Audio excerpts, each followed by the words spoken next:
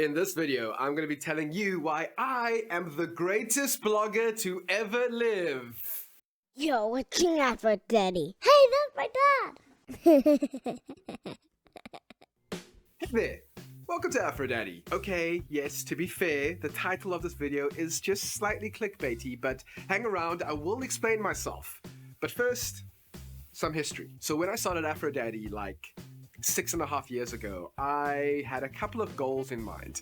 One of them was to constantly have my content improve in quality and style and substance, and I think generally the trend with that has been upwards. I mean, there's been some bumps in the road, let's not lie, but generally it gets better year on year. Another big goal was to really represent fatherhood well. You know, I wanted to talk about what fathers really think and feel. I wanted to talk about what fathers struggle with, and I wanted to show why dads are so truly important to society. And again, I feel like I've accomplished those things. And before I tell you about the final big goal that I had, I want to point out that those previous two had nothing to do about numbers or stats, right? I didn't want to become famous. I didn't want to get 1 million subscribers on YouTube, mostly because I knew that would never happen. I didn't want to get massive brand deals, and more importantly, I didn't want AfroDaddy to become a thing that I make loads and loads of money from. Now, to be fair, I have had quite a few deals and I have had a lot of great brands come on board to support what I'm doing in AfroDaddy, and I appreciate all of you. So yes, from the very beginning, fame and fortune was not a goal for AfroDaddy. I wanted AfroDaddy more to be a force for good in society, even in a small way. Now that being said, if you are a content creator who is trying to use your skills to create fame and fortune for yourself, I'm not going to judge you. You do your thing. I just have a different set of things that I wanted to achieve.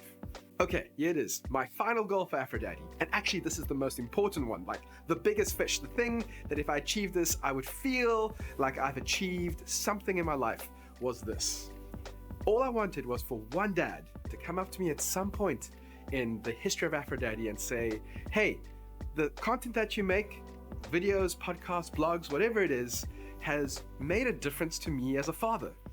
I feel like someone has represented us well. I feel like someone has finally said the things that I have been dying to say. I feel like I've been encouraged to be a better dad. And most importantly, I don't feel alone.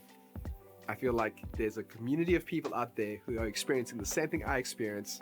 And because they're getting through it, I can get through it. And finally, I wanted that father to say, you know what? Actually, I'm AfroDaddy.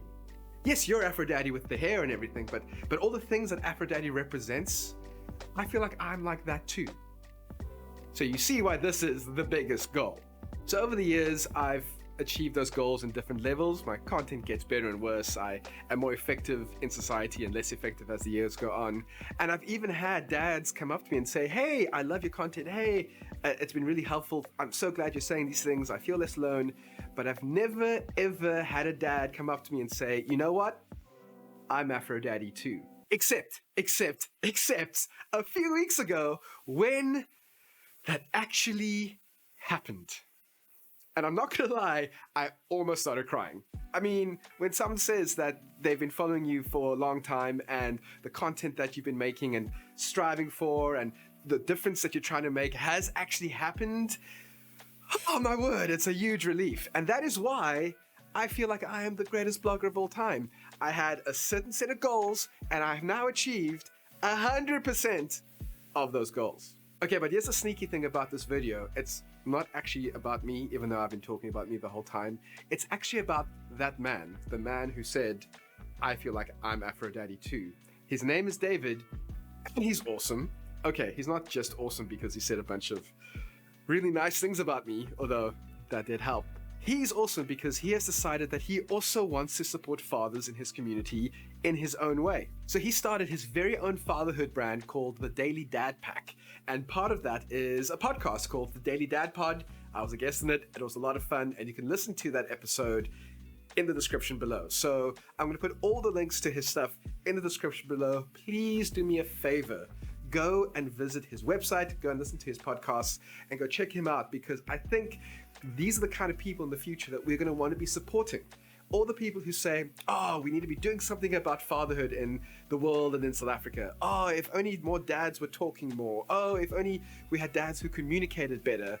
Here's your chance to put your money where your mouth is.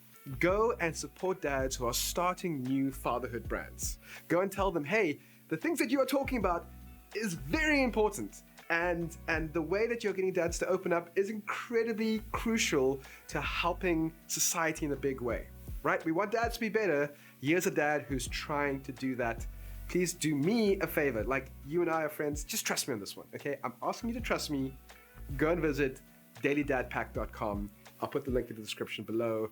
And that will be a big favor to me and a big favor to yourself and a big favor to dads everywhere. Thank you so much for watching. Again, David, thank you so much for your kind words. I hope this helps just a little bit to get more people to your podcast and to your website. I think it's great. Keep doing what you're doing, man. But for me, AfroDaddy out. You're watching AfroDaddy. Hey, that's my dad.